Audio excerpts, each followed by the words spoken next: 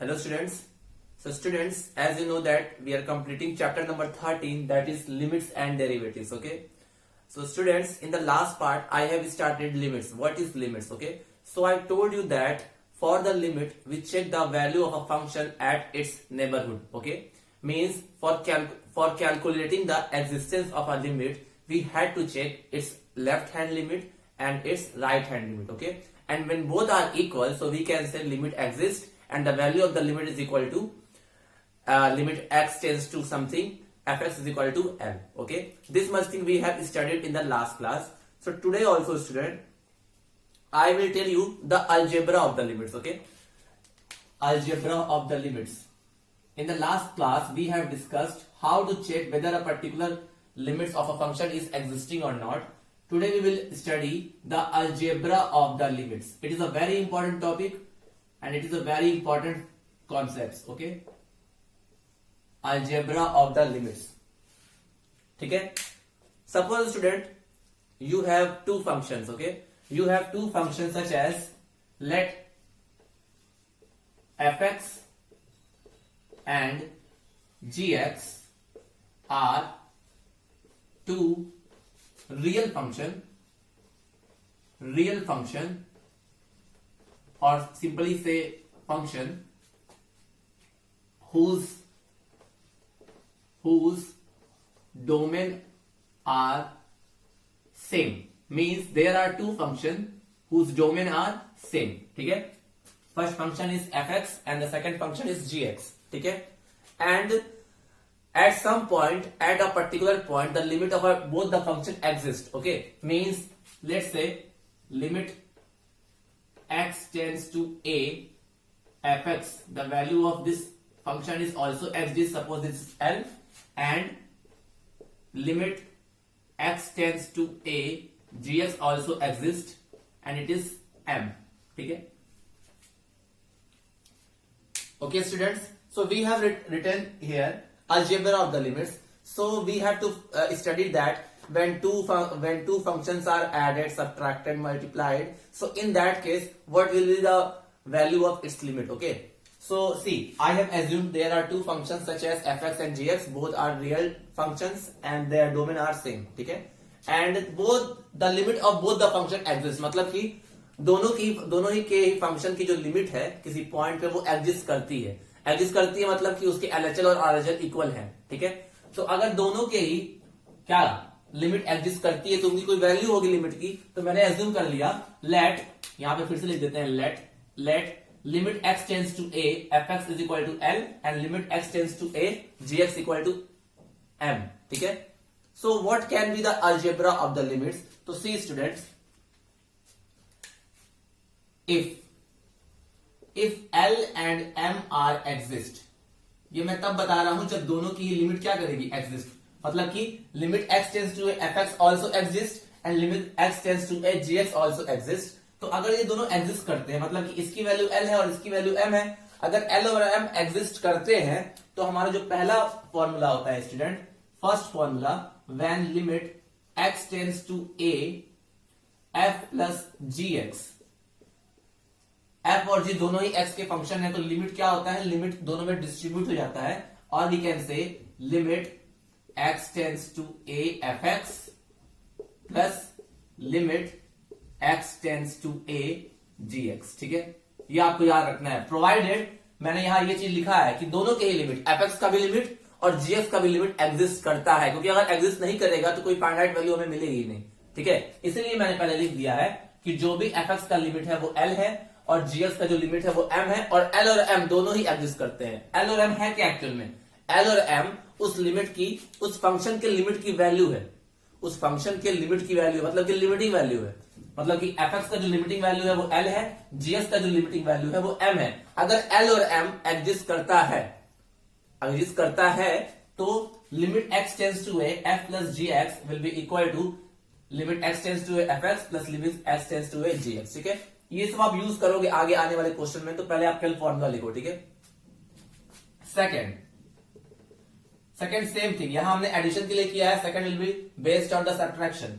So limit x tends to a f minus gx. ठीक है, तो अगेन सेम प्रोसेस होगा कि दोनों का ही लिमिट निकालेंगे, लेकिन दोनों का ही माइनस हो जाएगा। मतलब कि यहां पे जो आएगा आंसर वो आएगा limit x tends to a fx minus limit x tends to a gx। ठीक है। Third is based on the multiplication. तो सपोज दो फंक्शन है, दोनों की लिमिटिंग कितनी है, x tends to a and f g bracket में और इसके बाहर x है। ठीक है। तो इस केस में क्या होता है कि दोनों की ही लिमिट निकालते हैं हम लोग अलग अलग और दोनों को मल्टीप्लाई कर देते हैं। मतलब limit x tends to a fx into limit x tends to a gx, क्योंकि दोनों की लिमिट हमारे जो l और m है वो क्या कर रहे हैं, एग्जिस्ट कर रहे हैं। ठीक है। चौथा fourth one is based upon the division. ठीक है। तो अगर दो फंक्शन है that is f by g x, तो ये क्या हो जाता है, ये हो जाएगा न्यूमरेटर का लिमिट अलग that is limit f x और नीचे डिनोमिनेटर का अलग limit x tends to a gx। ठीक है। प्रोवाइडेड, यहां पे एक चीज और होगा अगर आप ये अप्लाई करोगे, provided limit x tends to a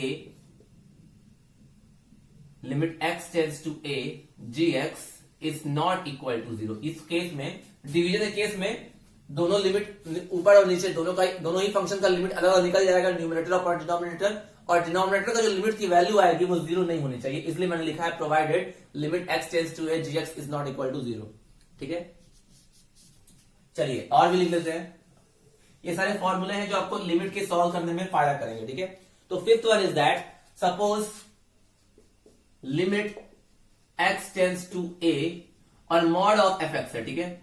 mod of fx है, इसका मुझे लिमिट निकालना है। तो पहले आपको करना क्या होगा कि आप सिंपली क्या निकाल लो, आप निकाल लो limit x tends to a fx और जो भी वैल्यू आए उसका क्या ले लो, मॉड। ठीक है। ये सारी चीजें आपको क्वेश्चन सॉल्व करने में हेल्प करेंगी आगे आने वाली चीज में। ठीक है। नेक्स्ट वन, सिक्स्थ वन ये है स्टूडेंट कि limit x tends to a, अगर कोई कांस्टेंट का मल्टीप्लाई फंक्शन में कर दिया जाए दैट इज k fx, तो इसकी जो वैल्यू आती है k मल्टीप्लाई हो जाता है आगे और ये आ जाता है k limit x tends to a fx। ठीक है। जहां पर k क्या है, k is constant, k is constant.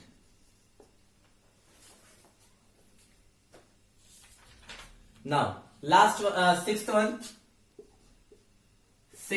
Seventh one sorry, अगर लिमिट है, अगर किसी कोई फंक्शन का भी पावर फंक्शन है, जैसे कि x to power x something like that, अगर उस फंक्शन का आपको लिमिट निकालना है तो क्या होता है, अगर limit x tends to a है और एक फंक्शन है fx और इस फंक्शन का पावर क्या है gx, ऐसे है, ऐसा कर दिया हुआ है स्टूडेंट, तो इसका क्या हो जाता है कि दोनों का ही लिमिट अलग अलग निकल जाता है। मतलब कैसे करोगे आप करोगे limit x tends to a fx निकालोगे आप और जो भी वैल्यू आएगी उसका पावर कर दोगे limit x tends to a gx, जो कि किसके बराबर होगा यहाँ पे l टू पावर m के, क्योंकि इसकी वैल्यू मैंने l एज्यूम किया था और इसकी वैल्यू मैंने m एज्यूम किया था।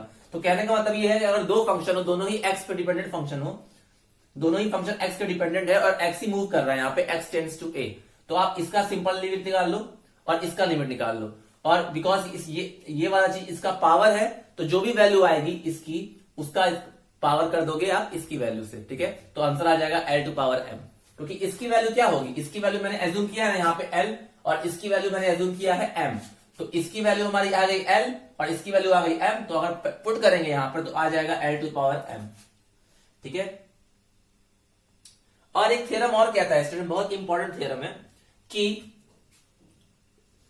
8, जिसको हम लोग सैंडविच थ्योरम भी बोलते हैं, सैंडविच थ्योरम, प्रूफ इसकी जरूरत नहीं है तो, और प्रूफ की मतलब जरूरत भी नहीं पड़ती है, मैं बस लिख दे रहा हूं स्टेटमेंट। इफ, अगर दो फंक्शन है यहां पे, if fx is less than और equal to gx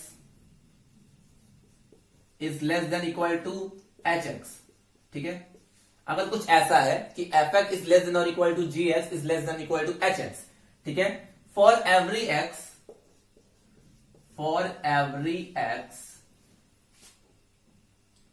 in the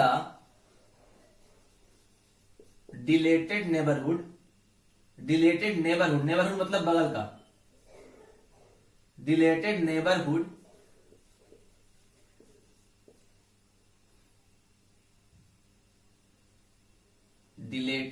neighbourhood of a and limit of x tends to a, f x की वैल्यू किसके बराबर है, एल के बराबर, which is also equal to limit x tends to a h x.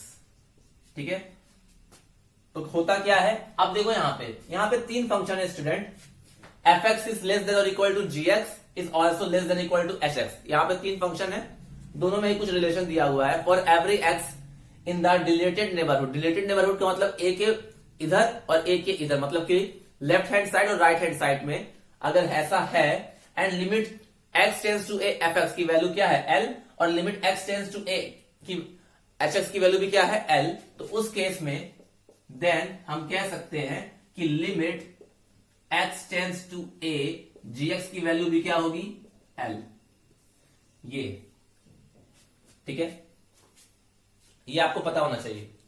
जैसे कि तीन function है जिनमें कुछ रिलेशन ऐसा है कि f x is less than और equal to g x and g x is also less than और equal to h x in the for every x in the deleted neighbourhood of a, मतलब कि ए के left hand side और a के right hand side, और limit x tends to a f x की value भी L है, और लिमिट मतलब कि इसका जो लिमिट ले रहे हैं हम लोग एक्स टेंस टू ए पर वो भी एल के बराबर है, और इसका भी जो लिमिट ले रहे हैं वो भी एल के बराबर है। तो इससे ये पता चलता है कि अगर इसका भी लिमिट उस पॉइंट पे लेंगे हम लोग तो उसकी वैल्यू भी किसके बराबर होगी, एल के बराबर। ठीक है,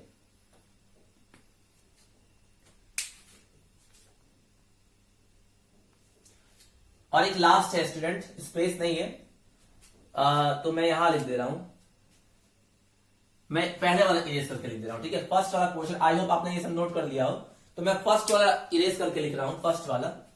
this is the ninth property of the algebra. ये सारे मेथड आपको यूज होंगे बेटा, all the methods will be used when we will solve the question related to the limit. ठीक है, जब हम लोग लिमिट्स को इवेल्युएट करेंगे, मतलब कि जब हमको उसकी वैल्यू निकालनी होगी, तब ये सारे मेथड आपको यूज होंगे बहुत आराम से। ठीक है, तो ध्यान से देखिए, अभी घबराने की जरूरत नहीं है। तो now it is the ninth one ये है स्टूडेंट, अगर if limit x tends to a f x की वैल्यू अगर इनफाइनाइट आती है, मान लो कि अगर कोई पर्टिकुलर पॉइंट पे अगर एक्स मूव कर रहा है, मतलब कि limit x tends to a f x की वैल्यू इनफाइनाइट है, तो हम क्या कह सकते हैं, then limit x tends to a 1 by f x कितना हो जाएगा, 0 के बराबर। ठीक है, ये तो आपको भी पता होगा, ये तो आपको ही पता होगा। अगर इनफाइनाइट हो या माइनस इनफाइनाइट हो या और माइनस इनफाइनाइट, दोनों ही केस में इसकी वैल्यू कहां तक जाएगी, 0 पे ही जाएगी। ये भी याद रखना है आपको कि अगर कोई फंक्शन है जिसकी लिमिट की वैल्यू एक्स टेंस टू ए पर इनफाइनाइट या माइनस इनफाइनाइट, तो उसके रेसिप्रोकल की लिमिट की वैल्यू कितनी हो जाएगी, 0 के बराबर हो जाएगी। आपको ही पता है कि 1 बाय इनफाइनाइट भी 0 होगा और 1 बाय माइनस इनफाइनाइट भी 0 होगा। ठीक है, तो उससे कोई मतलब नहीं है, ये आपको रिजल्ट याद रखना है। तो these are known as the algebra of the limit, मतलब कि जब दो फंक्शंस दिए हुए हो और दोनों ही फंक्शन के किसी पॉइंट पे लिमिट की वैल्यू एग्जिस्ट करती हो, तो ये सारे फॉर्मूले की मदद से हम लोग लिमिट को इवेल्युएट कर सकते हैं। ठीक है, so please note down it. After this I will tell you the indeterminate form of the limits. ठीक है, इनडिटरमिनेट फॉर्म होते क्या है, ठीक है, दैट इज वेरी इंपॉर्टेंट।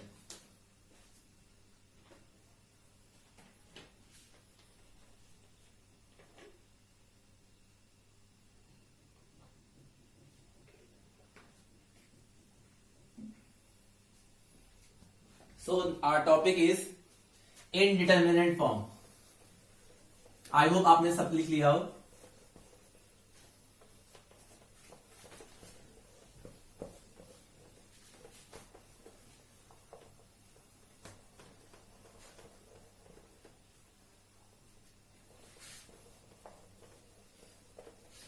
बेटा इस एट्थ नंबर 8 प्रॉपर्टी को बोलते हैं सैंडविच थ्योरम। ठीक है, इसको बोलते हैं सैंडविच थ्योरम। आप, मैंने लिखा नहीं है, आप देख लेना, आप लिख भी सकते हो।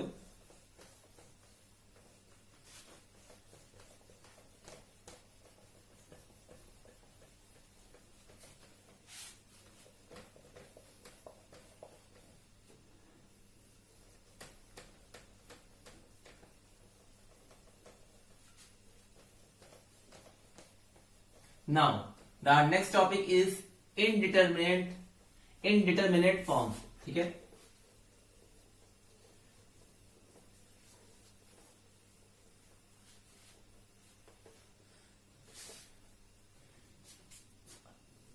indeterminate form.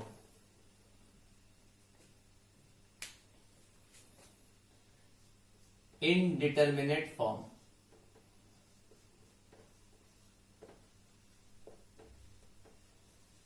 वेरी इंपॉर्टेंट, पूरा लिमिट इसी पे रिलेटेड है. ठीक है, या इसके साथ एक और टॉपिक ऐड कर सकते हैं हम लोग, and evaluation of limit. And evaluation of limit. And evaluation of limits.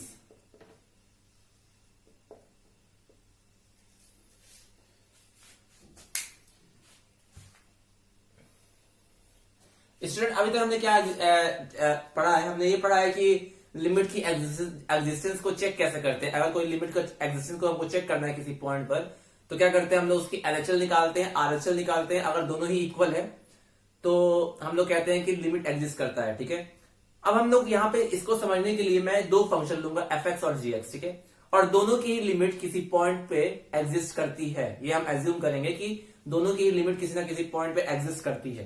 ठीक है, तो सपोज मुझे इसकी वैल्यू निकालनी है. सपोज मेरे पास let two functions are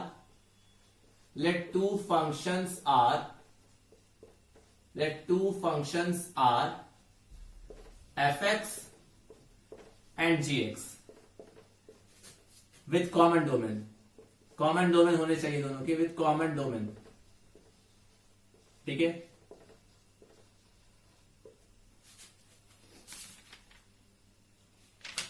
okay. दो फंक्शन मैंने मान लिया और हमने एज्यूम कर लिया कि limit x tends to a f x and limit x tends to a g x exist. हमने ये मान लिया कि दोनों की लिमिट क्या होती है? एग्जिस्ट करती है. तो सपोज तुम्हें कुछ ऐसा निकालना है जिससे हमारा इनडिटरमिनेट फॉर्म बने. ठीक है, तो मान लो मुझे इसकी वैल्यू निकालनी है. सपोज मुझे वैल्यू निकालनी है limit x tends to a f x upon g x. ठीक है, f x upon g x. तो इसको हम लोग फॉर्मूले से जाए स्टूडेंट, जो हमने फॉर्मूला भी अलजेब्रा ऑफ लिमिट्स पढ़ा है, वो ये पढ़ा है कि दोनों का ही लिमिट अलग अलग निकाल के डिवाइड कर देंगे. यानी कि limit x tends to a f x ऊपर हो जाएगा and limit x tends to a g x नीचे हो जाएगा. ऐसे ही पढ़ा है हमने अभी. ठीक है, हमने ये पढ़ा है अभी कि अगर दो फंक्शंस हैं, दोनों इस फॉर्म में लिखे हुए हैं, न्यूमरेटर अपॉन डिनोमिनेटर, और उनका किसी पॉइंट पे हमको लिमिट की वैल्यू बतानी है, that is limit x tends to a f x upon j x. तो इसको हम लोग इस तरह ले सकते हैं. ठीक है, अब मान लो स्टूडेंट, सपोज करो कि limit x tends to a f x क्या है? 0 है, and limit x tends to a g x भी क्या है? 0. तो इसका मतलब हम अगर ये निकालें limit x tends to a f x divided by limit x tends to a g x, तो हमारी जो वैल्यू आनी चाहिए वो 0/0 आनी चाहिए इस टाइप का. ये मैंने एज्यूम कर लिया कि मान लो कि इसकी वैल्यू 0 के बराबर है, तो यानी कि इन दोनों की वैल्यू किसके बराबर आनी चाहिए? 0/0. अब 0/0 को ही बोलते हैं indeterminate form. 0/0 is known as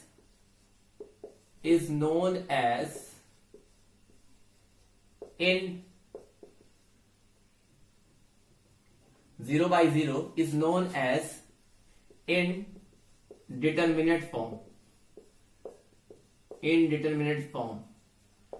ठीक है, अब इसको इनडिटरमिनेट बोलते क्यों है? आपने पढ़ा है आज से पहले, या अभी तक आप पढ़ते आए हो कि जब भी डिनोमिनेटर में 0 आ जाता है तो उसको बोलते हैं अनडिफाइंड. यही ना बोलते हैं अनडिफाइंड. अगर कुछ ऐसा लिखा हुआ है 1/0 टाइप, तो हम बोलते थे क्या? अनडिफाइंड. ऐसे बोलते थे. तो क्यों यहां पर हम लोग इसको इनडिटरमिनेट बोल रहे हैं? क्यों ऐसा बोल रहे हैं हम लोग? तो इतना जानो, अगर कभी 0/0 लिखे तो उसको अनडिफाइंड नहीं बोलते हैं.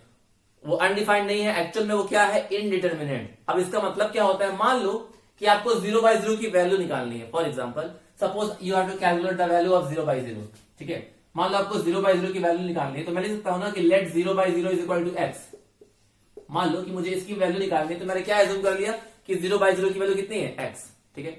अच्छा, अगर मैं इस 0 का मल्टीप्लाई मैथमेटिकली इधर कर दूं तो ये आ जाएगा 0 equal to 0 into x, 0 equal to 0 into x. तो एक बात बताओ मुझे, 0 में आप किसी भी नंबर का मल्टीप्लाई करोगे आपको 0 ही मिलेगा, ठीक है।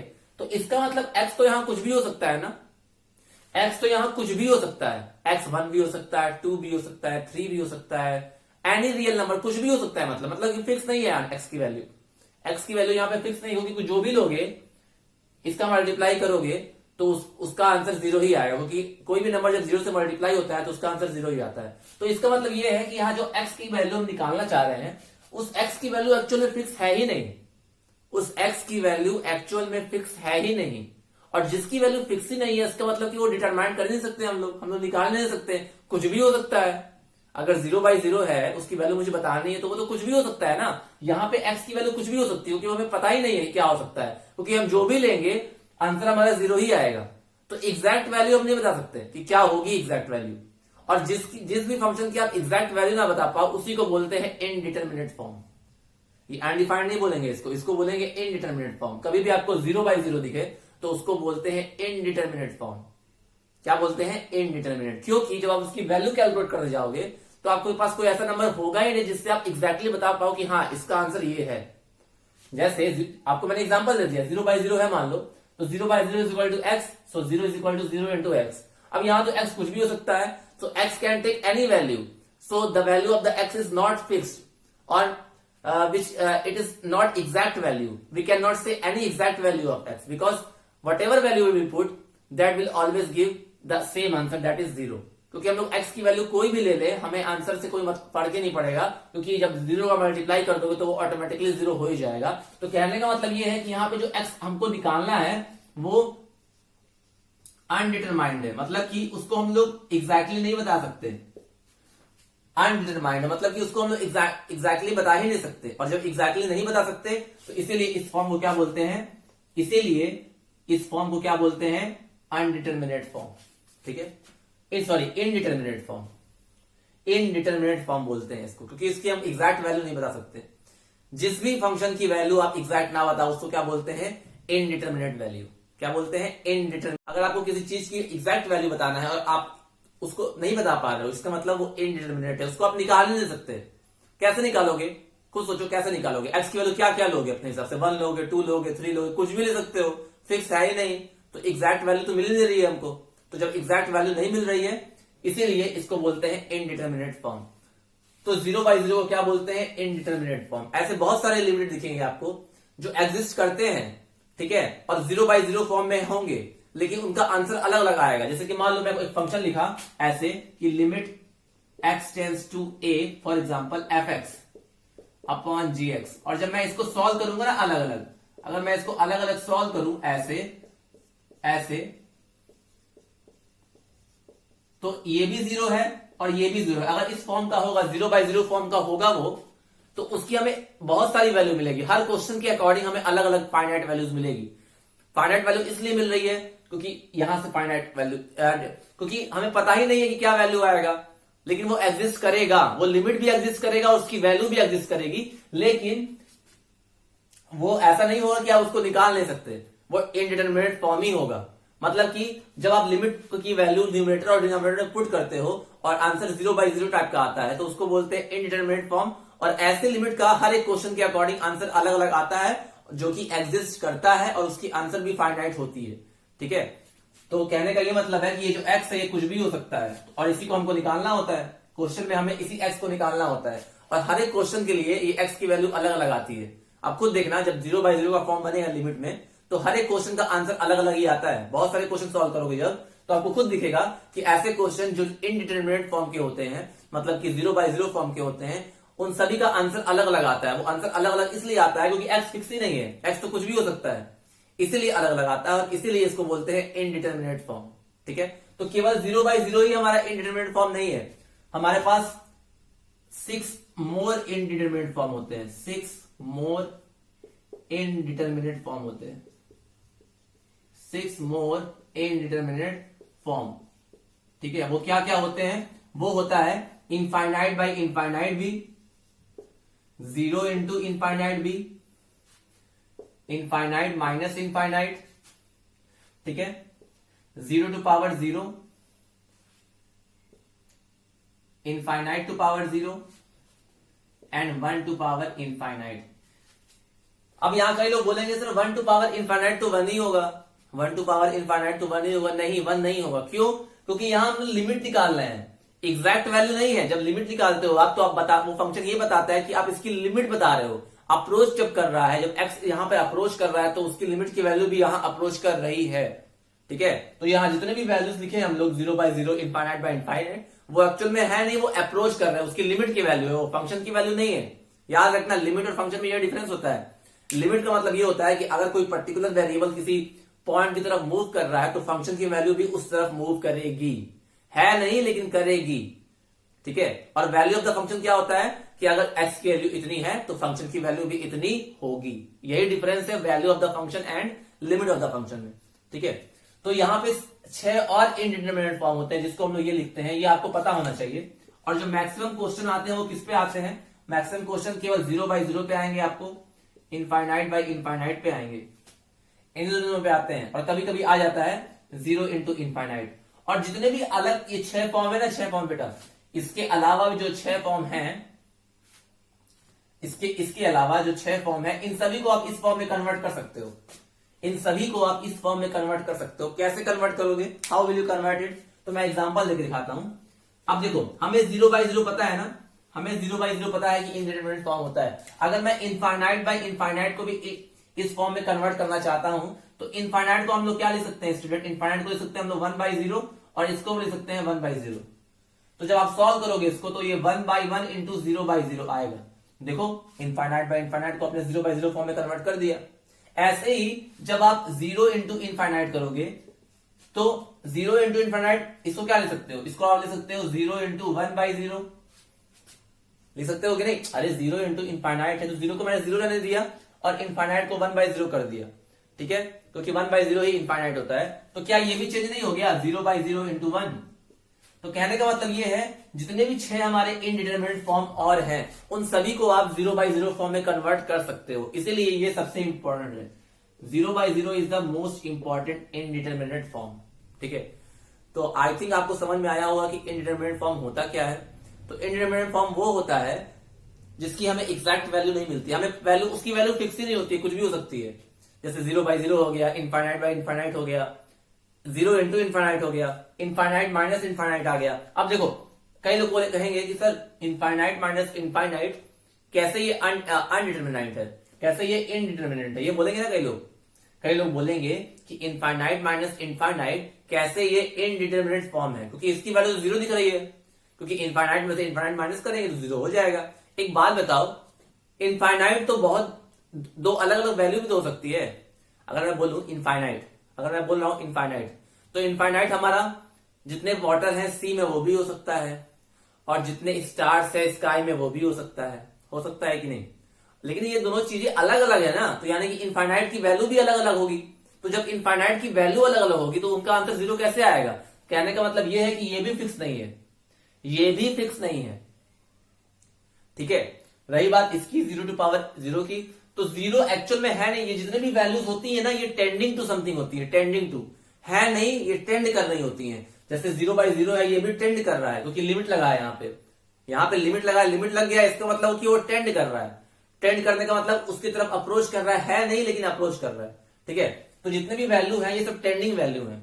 और अगर आप कहोगे कि 0 to power 0, sir 0 to power 0 तो 1 होता है, नहीं, आपको ये पता है कि किसी भी चीज का पावर 0 कर दे तो 1 होता है, लेकिन यहाँ पे फिक्स नहीं है ना कि एग्जैक्टली 0 है कि नहीं। ये ऐसा भी हो सकता है कि ये 0.00001 समथिंग लाइक इस टाइप का हो, किसी भी टाइप का हो सकता है। ये 0 के आगे मतलब आगे पीछे कुछ भी हो सकता है। वैसे ये वाला infinite to power 0, infinite to power 0, infinite, अब कौन सा इनफाइनाइट है, कितना इनफाइनाइट है, ये तो पता ही नहीं हमको। तो जब वही नहीं पता है तो पावर 0 कैसे पता होगा? ठीक है, और लास्ट वाला 1 टू पावर इनफाइनाइट, ये भी एक्चुअल में 1 नहीं है, ये टेंडिंग टू 1 है। और अगर टेंडिंग टू 1 है तो हम लोग कुछ बता नहीं सकते उसके बारे में, इसीलिए इसको भी बोलते हैं इनडिटरमिनेट फॉर्म। ठीक है, तो आपको बेसिकली पता क्या होना चाहिए कि 0/0 इनडिटरमिनेट फॉर्म होता है, बाकी ये 6 भी इनडिटरमिनेट फॉर्म होते हैं। और इनडिटरमिनेट फॉर्म वो फॉर्म होता है जिसकी वैल्यू हमको एग्जैक्ट नहीं पता होती है, कुछ भी वैल्यू हो सकती है, जैसे मैंने यहाँ पे आपको एग्जांपल देके बताया है। ठीक है, और ये जो लिमिट लगा है ना यहाँ पे लिमिट, जैसे limit x tends to a fx and divided by limit x tends to a gx which is equal to 0/0, तो इसका मतलब ये है कि इन दोनों ही फंक्शन की लिमिटिंग वैल्यू 0 और 0 की तरफ अप्रोच कर रही है। एग्जैक्टली नहीं है लेकिन अप्रोच कर रही है। जब आपने लिमिट पढ़ा होगा तो आपको पता चला होगा कि लिमिट की होता क्या है। लिमिट मतलब कि जब कोई फंक्शन, कोई पॉइंट x अगर यहाँ पे मूव कर रहा है तो फंक्शन भी इधर मूव करेगा, ये होता है। ठीक है, और अगर कोई पूछता है what is the value of the function, तो वैल्यू ऑफ द फंक्शन मतलब कि at x equal to something what is the value of this, मतलब कि एग्जैक्ट वैल्यू हमको पता होती है उस केस में। जब भी वैल्यू ऑफ द फंक्शन, जैसे कि आपको मान लो दिया हुआ fx is equal to 2x for example, और कहा जाए at x equal to 2 find fx, तो आप डायरेक्टली x की वैल्यू पुट करोगे, तो आप यहां कह सकते हो कि इसकी वैल्यू 4 होगी। लेकिन अगर मैं यहीं पे लिमिट लगा दूं कि लिमिट x टेंड्स टू 2 पे क्या आएगा, तो आप बोलोगे कि जब x की वैल्यू 2 की तरफ अप्रोच कर रही है तो fx की वैल्यू भी 4 की तरफ अप्रोच करेगी। समझ में आई बात? तो ये बहुत इंपॉर्टेंट चीज है, और इसी की मदद से हम लोग लिमिट का इवेल्युएशन करते हैं। ठीक है, इसी की मदद से we are evaluating the limits. अब देखो, लिमिट को सॉल्व करने के लिए आपके पास दो तरह के फंक्शन, दो तरह की लिमिट्स होगी। एक होगी अलजेब्रिक लिमिट्स और एक होगी नॉन अलजेब्रिक लिमिट्स। ऐसी लिमिट या ऐसी लिमिट के साथ जो जुड़ा हुआ फंक्शन, अगर उसमें ट्रिग्नोमेट्रिक फंक्शन है, अगर उसमें एक्सपोनेंशियल फंक्शन है, अगर उसमें लॉगरिथमिक फंक्शन है, मतलब ये सारे फंक्शन हैं, तो उनको अलजेब्रिक नहीं बोलेंगे। और उसके अलावा जितने भी होंगे उसको बोलेंगे अलजेब्रिक। जैसे कि जो हमें क्वेश्चन सॉल्व करने को आता है स्टूडेंट, हमें क्वेश्चन दो तरह के क्वेश्चन सॉल्व करने को आता है, दो तरह की लिमिट सॉल्व करने को आता है। एक वो लिमिट जो अलजेब्रिक होती है, एक वो लिमिट जो अलजेब्रिक होती है, और एक वो होती है जो नॉन अलजेब्रिक होती है, मतलब कि जो अलजेब्रा से रिलेटेड नहीं होती है, किसी और चीज से रिलेटेड होती है।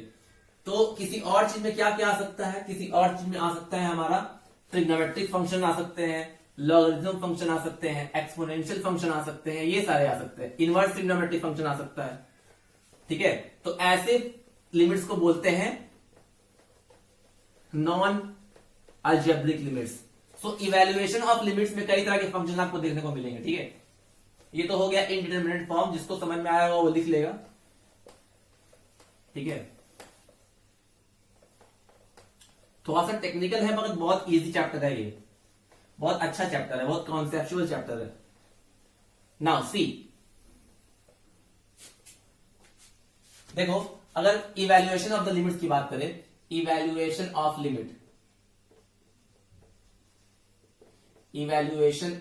लिमिट्स, मैं बस ये बता दे रहा हूं, उसका रिमेनिंग हम लोग करेंगे नेक्स्ट क्लास में। तो दो टाइप का आपको इवेल्युएशन आएगा, दो तरह के क्वेश्चन। जब किस तरह की लिमिट दी हुई हो, अलजेब्रिक लिमिट्स,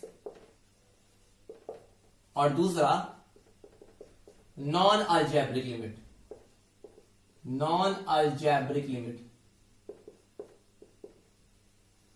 ठीक है, अब अलजेब्रिक लिमिट मतलब जिसमें एक्स रिलेटेड हो, एक्स क्यूब हो, रेशनलाइजेशन वाला कॉन्सेप्ट हो, उन सबको बोलते हैं अलजेब्रिक लिमिट। ठीक है, इसका एग्जांपल कुछ इस तरह के होंगे, मैं दे देता हूं एग्जांपल भी। एग्जांपल लिख लो इसके, जैसे एग्जांपल मैंने लिखा, ऐसे एग्जांपल होंगे, जैसे limit x tends to a, x tends to 1, x cube minus 1 upon x minus 1। दूसरा कि limit x tends to 0, under root 1 plus x minus under root 1 minus x divided by x etcetera. या ऐसा भी लिख सकते हो, limit x tends to 2, मतलब कि x से रिलेटेड टर्म होंगे, इसको बोलते हैं अलजेब्रिक लिमिट, एक्सेट्रा, और भी सारे हो सकते हैं। ठीक है, और नॉन अलजेब्रिक लिमिट कौन कौन से होते हैं? जो कुछ इस टाइप के होंगे। एग्जांपल जैसे limit x tends to 0, e to power sine x minus 1 upon x, इसको बोलते हैं एक्सपोनेंशियल लिमिट, जो कि नॉन अलजेब्रिक लिमिट होता है। Limit x tends to 0, 3 sine inverse 2x upon sine x, इसको बोलते हैं इनवर्स ट्रिग्नोमेट्रिक लिमिट। ये भी एक तरह का नॉन अलजेब्रिक लिमिट है। Limit x tends to pi by 4 sine x minus cos x upon pi by 4 minus x, sorry हाँ जो भी लिख सकते हो आप, 4x माइनस पाई ये लिख सकते हो, या ऐसा limit x tends to 0 2 to power x minus 3 to power x upon 2, sorry upon x, ठीक है, एक्सेट्रा।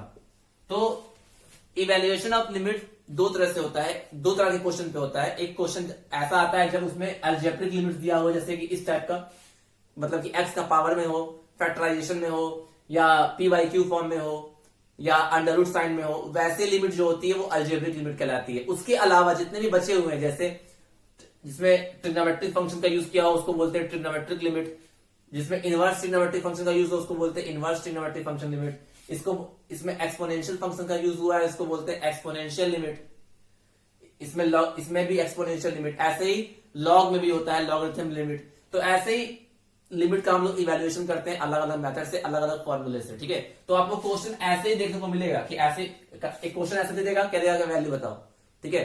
तो जो भी हम लोग इवेल्युएशन करेंगे लिमिट का, वो दो तरह के क्वेश्चन पे करेंगे, एक अलजेब्रिक लिमिट पर और एक नॉन अलजेब्रिक लिमिट पे। अलजेब्रिक लिमिट को पहचानना बहुत इजी है, जिसमें केवल x ही हो, x का पावर टाइप का हो, p बाई क्यू फॉर्म का हो, रेशनलाइजेशन वाला कॉन्सेप्ट यूज हो रहा हो, या कह सकते हैं कोई आइडेंटिटी यूज हो रही हो x square plus y square वाली, ऐसे लिमिट्स को बोलते हैं अलजेब्रिक लिमिट्स। उसके अलावा जितने भी हैं उनको बोलते हैं नॉन अलजेब्रिक लिमिट, और उनके भी नाम होते हैं जैसे कि एक्सपोनेंशियल, लॉगरिथम, या ट्रिग्नोमेट्रिक लिमिट, या inverse trigonometric limit and so on, ठीक है।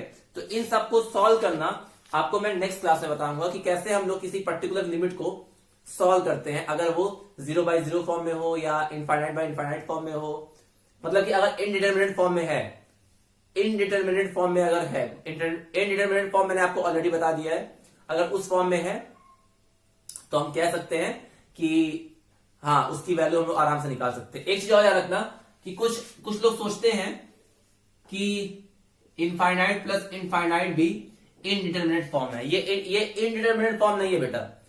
इनडिटरमिनेट फॉर्म उसको बोलते हैं जिसकी वैल्यू हमको पता ही नहीं चल सकती, जिसकी हम एग्जैक्ट वैल्यू नहीं बता सकते, लेकिन हम लोग इसकी एग्जैक्ट वैल्यू बता सकते हैं। इसकी हम लोग एग्जैक्ट वैल्यू बता सकते हैं। क्यों बता सकते हैं? इसकी हम लोग एग्जैक्ट वैल्यू बता सकते हैं स्टूडेंट। क्यों? क्योंकि इनफाइनाइट प्लस इनफाइनाइट ऑब्वियस सी बात है इनफाइनाइट ही होगा। तो आपने बता दिया ना कि इसका वैल्यू इनफाइनाइट ही होगा, तो ये तो सही है। ये इसको भी बोलते हैं it is not indeterminate form, ठीक है। इसी तरह अगर मैं लिखूं कि क्या मैं लिख सकता हूं इनफाइनाइट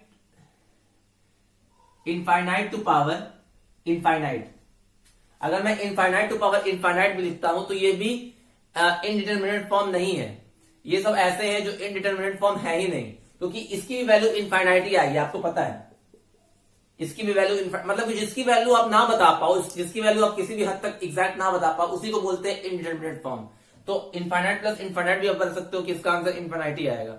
इनफाइनाइट का पावर इनफाइनाइट भी, इसका आंसर भी इनफाइनाइट ही आएगा। समझ में आ रहा है? या मैं कहूं कि कुछ और होते हैं एक दो, मुझे याद भी एग्जैक्टली नहीं याद आ रहा, लेकिन इतना याद रखो कि these are not known as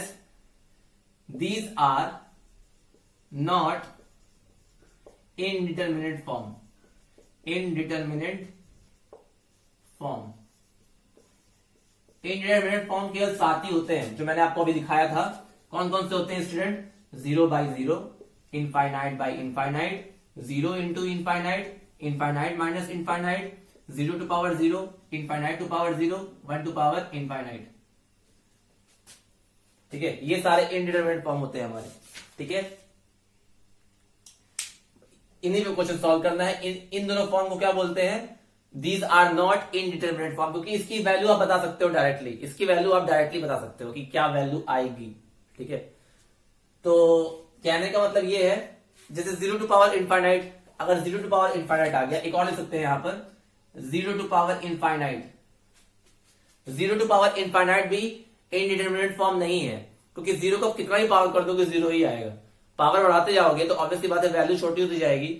तो उसका आंसर जैसे कि मान लो कि आपने लिखा है 0.00000001, इसका पावर इनफाइनाइट, तो ये ऑलमोस्ट जीरो के बराबर ही है, ऑलमोस्ट तो जीरो के बराबर है ही। और जब जीरो का पावर इनफाइनाइट करोगे तब भी जीरो ही आएगा। जीरो इनफाइनाइट टाइम्स आ रहा है तो उसका आंसर तो जीरो ही आ रहा है। तो basically infinite plus infinite, zero to power infinite और इनफाइनाइट टू पावर इनफाइनाइट, ये सारे क्या होते हैं? Not indeterminate form. और एक्चुअल में इनडिटरमिनेट फॉर्म होते कौन से हैं? दीज 7, केवल 7 ही इनडिटरमिनेट फॉर्म है, जो कि कुछ ऐसे हैं। और आप सभी को 0/0 फॉर्म में कन्वर्ट कर सकते हो, इसीलिए 0/0 is the most important indeterminate form, most important indeterminate form, most important indeterminate form. ठीक है, तो हमने पढ़ा कि क्या क्या पढ़ा हमने अलजेब्रा ऑफ लिमिट्स पढ़ा आज, हमने पढ़ा इनडिटरमिनेट फॉर्म्स, और हमने पढ़ा इवैल्यूएशन ऑफ लिमिट। दो तरह के क्वेश्चन आते हैं, अलजेब्रिक लिमिट और non algebraic limit. Algebraic limit के एग्जांपल मैंने ये लिखा और नॉन अलजेब्रिक लिमिट के एग्जांपल मैंने ये लिखा। अब क्वेश्चन सॉल्व करना मैं नेक्स्ट क्लास से बताऊंगा। ठीक है, तो whatever things I taught you in this class as well as in the previous class, try to revise it and come with preparation in the third class. Okay, so I hope whatever things I taught you today that is clear to you. Remaining thing we will discuss in the next part of the video. Okay, so till then students, have a nice day, take care, thank you.